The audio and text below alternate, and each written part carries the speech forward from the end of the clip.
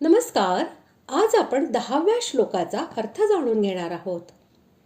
येथे अशी जिज्ञासा वाटते की जर अशा प्रकारे अभ्यास योग सुद्धा मी करू शकलो नाही तर मी काय करावे. यावर भगवंत म्हणतात. श्लोक 10वा. अभ्यासेऽप्यसमर्थोऽसि मत्कर्म परमो भव मदर्थमपि कर्माणि कुर्वन् सिद्धिमवाप्स्यसि.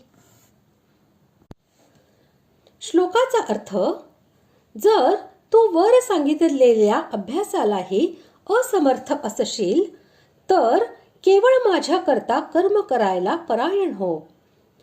अशा रीतीने माझ्यासाठी कर्मे केल्यानेही माझी प्राप्ती होणे ही सिद्धी तू मिळवशील.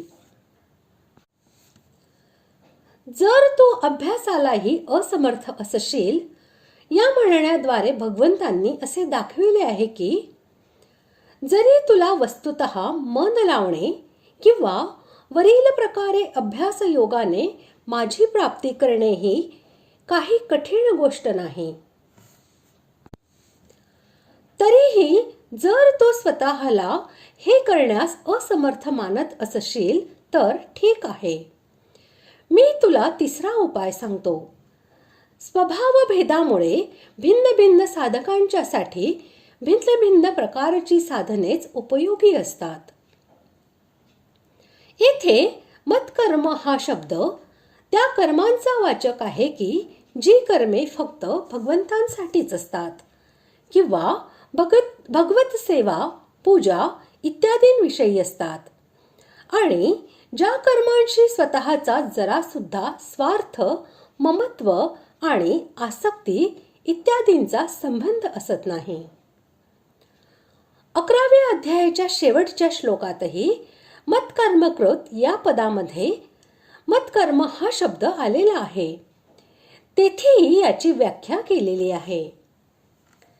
एकमात्र भगवंतांनाच आपला परम आश्रय आणि परमगती असे मानणे आणि फक्त त्यांच्याच प्रसन्नतेसाठी परमश्रद्धा व अनन्य प्रेम यांच्यासह मन, वाणी आणि शरीर यांनी त्यांची सेवा, पूजा इत्यादी करणे, तसेच यज्ञ, दान आणि तप इत्यादी शास्त्रविहित कर्मे आपले कर्तव्य समजून निरंतर करीत राहणे म्हणजेच त्या कर्मांचे परायण होणे होय. माझ्यासाठी कर्म करतानाही माझी प्राप्ती रूपी सिद्धीही तुला मिळेल.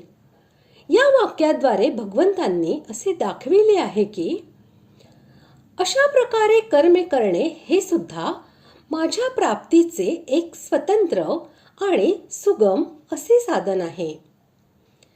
ज्याप्रमाणे भजन, ध्यानरूपी साधन करणाऱ्यांना माझी प्राप्ती होते, त्याप्रमाणे माझ्याच साठी कर्मे करणाऱ्यांनाही माझी प्राप्ती होऊ शकते.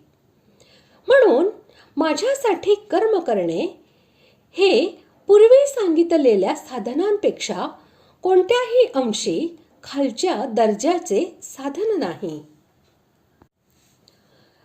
आपल्या प्राप्तीसाठी भगवान साधकाकडून एवढीच अपेक्षा ठेवतात की त्याने आपली पूर्ण योग्यता, सामर्थ्य इत्यादींना माझ्या प्राप्तीत लावावे. अर्थात आपल्याजवळ काहीही राखून ठेवू नये आणि ही योग्यता, सामर्थ्य इत्यादींना आपलेही समजू नये. अशा प्रकारे आज आपण 10व्या श्लोकाचा अर्थ जाणून घेतला. पुढील भागात आपण 11व्या श्लोकाचा अर्थ जाणून घेणार आहोत. धन्यवाद.